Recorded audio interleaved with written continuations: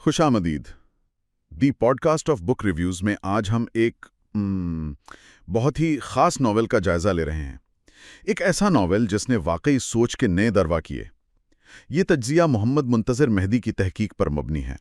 جی ہاں، آج بات ہو رہی ہے البیر کیمو کے شہرہ آفاق ناول دی اسٹرینجر کی، فرانسیسی میں لیترانجے۔ یہ صرف کہانی نہیں، میرا خیال ہے یہ فلسفے کا ایک گہرا سمندر ہے۔ بالکل، تو آئیے اس کی تہوں میں اترتے ہیں۔ یہ ناول جہاں تک مجھے یاد ہے 1942 میں آیا تھا فرانسیسی میں۔ جی، 1942 میں، اور صنف کے لحاظ سے یہ فلسفیانہ فکشن ہے جو خاص طور پر وجودیت اور اس سے بھی زیادہ بے معنویت یعنی ایبسرڈزم کے نظریات پیش کرتا ہے۔ اور مصنف البیر کامو، ان کے بارے میں کچھ بتائیں۔ البیر کامو وہ 1913 میں الجزائر میں پیدا ہوئے تھے، جو اس وقت فرانسیسی کالونی تھی۔ تو وہ بنیادی طور پر ایک فلسفی تھے، ناول نگار، ڈرامہ نویس، صحافی، کئی حیثیتیں تھیں ان کی۔ اور ان کا مرکزی فلسفہ یہی بے معنویت تھا؟ ہاں بالکل، یعنی یہ خیال کہ انسان تو کائنات میں معنی ڈھونڈتا ہے، کوئی مقصد تلاش کرتا ہے، مگر کائنات وہ بالکل خاموش ہے، لا تعلق، بے معنی۔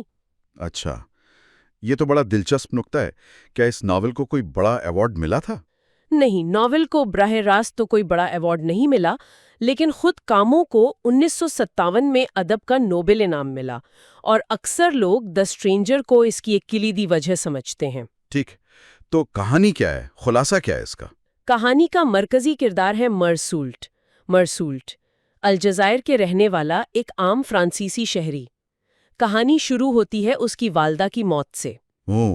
لیکن حیران کن بات یہ ہے کہ وہ، اب کہہ لیں کہ کوئی خاص جذباتی رد عمل نہیں دکھاتا، مطلب نہ رونا نہ کوئی گہرا دکھ، بس ایک لا تعلقی سی ہے۔ اور یہی بات معاشرے کو عجیب لگتی ہوگی؟ بالکل، یہی بے حسی بعد میں اس کے خلاف جاتی ہے۔ قصہ آگے بڑھتا ہے تو وہ ساحل پر ایک معمولی جھگڑے میں ایک عرب شخص کو قتل کر دیتا ہے۔ قتل؟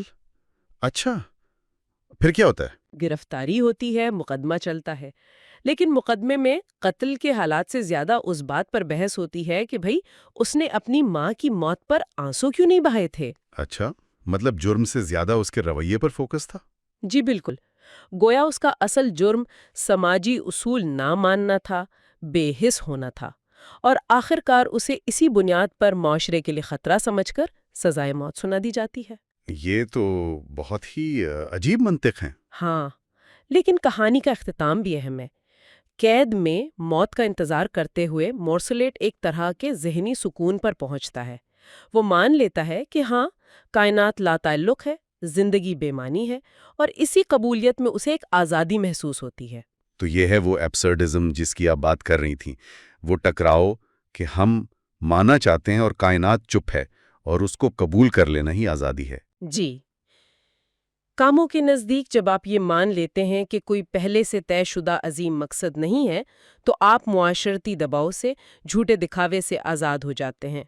مورسولٹ کی یہ لا تعلقی ایک طرح سے اسی ایبسرڈ ہیرو کی پہچان ہے جو دنیا کو بنا کسی وہم کے جیسی وہ ہے ویسا دیکھتا ہے۔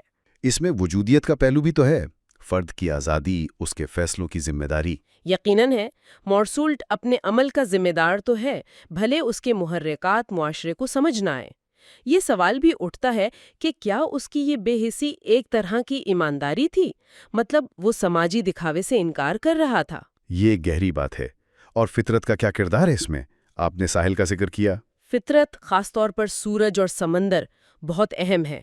سورج کی شدید تپش قتل میں ایک طرح کا کردار ادا کرتی ہے، لیکن سورج اور سمندر خود مکمل طور پر لا تعلق، بے نیاز رہتے ہیں۔ وہ بس ہیں، انہیں کوئی فرق نہیں پڑتا۔ یہ کائنات کی اسی بے نیازی کی علامت ہے جس کا کامو ذکر کرتے ہیں۔ اور لکھنے کا انداز وہ کیسا ہے؟ سنا ہے بہت منفرد ہے۔ اوہ، انداز تو کمال کا ہے، بالکل سادہ، سپاٹ، غیر جذباتی زبان، جیسے کوئی رپورٹ لکھ رہا ہو، کوئی لفاظی نہیں، کوئی جذباتیت نہیں۔ تو یہ انداز بھی کردار اور خیال سے جڑا ہوا ہے؟ جی ہاں، یہ انداز موصول آرٹ کی داخلی کیفیت اور ناول کے مرکزی خیال یعنی بے معنویت کی بہترین عکاسی کرتا ہے۔ یہ قاری کو کردار سے تھوڑا دور رکھتا ہے لیکن ساتھ ہی اسی کی نظر سے دنیا دیکھنے پر مجبور بھی کرتا ہے۔ اس نے تو یقیناً بڑا اثر ڈالا ہوگا ادب پر۔ بہت زیادہ۔ 20ویں صدی کے ادب اور فلسفے پر اس کا گہرا اثر ہے۔ اس نے وجودیت اور خاص طور پر بے معنویت کے نظریات کو بہت عام کیا۔ آج بھی یہ دنیا بھر کی یونیورسٹیوں میں پڑھایا جاتا ہے۔ ادب اور فلسفے کے طالب علموں کے لیے تو یہ لازمی مطالعہ سمجھا جاتا ہے۔ تو اگر ہم اس کا حتمی جائزہ لیں تو یہ صرف ایک کہانی سے کہیں بڑھ کر ہے۔ بالکل، یہ زندگی، موت، معاشرتی اصول اور سب سے بڑھ کر معنی کی تلاش پر ایک گہرا سوال نامہ ہے۔ یہ قاری کو سوچنے پر مجبور کرتا ہے کہ اگر زندگی واقعی بے معنی ہے تو اسے جینا کیسے ہے؟ کیا یہ مایوسی ہے یا آزادی؟ یہی سوال کاموں چھوڑ جاتے ہیں۔ میرے خیال میں آج کے دور میں جہاں انسان اکثر تنہائی محسوس کرتا ہے، مقصد ڈھونڈتا ہے، یہ ناول شاید پہلے سے بھی زیادہ متعلقہ ہو گیا ہے۔ تو یہ تھا البیر کامو کے شہرائے آفاق ناول دی اسٹرینجر کا ایک جامع جائزہ جو the podcast of book reviews کے پلیٹ فارم سے پیش کیا گیا۔ اور یاد رہے کہ یہ خلاصہ اور جائزہ Muhammad Muntazir Mehdi, founder of the podcast of book reviews کی تحقیق اور پیشکش ہے۔ وہ سوشل میڈیا پلیٹ فارمز خاص طور پر یوٹیوب پر درجنوں کتابوں کا دلچسپ، معلوماتی اور علمی مواد شیئر کرتے ہیں، اور ساتھ ہی واٹس ایپ اور فیس بک پر نالج ود MMM کے نام سے گروپ سیریز بھی چلا رہے ہیں۔ نالج ود MMM اس platform Muhammad Muntazir Mehdi MMM نے بنایا ہے، جہاں آپ کے ذہن کو وسیع معلومات سے روشناس کرایا جاتا ہے۔ یہاں آپ کو عمومی علم سے لے کر سائنس، ادب، تاریخ اور ٹیکنالوجی تک بہت سے متنوع موضوعات ملیں گے۔ Books, science library.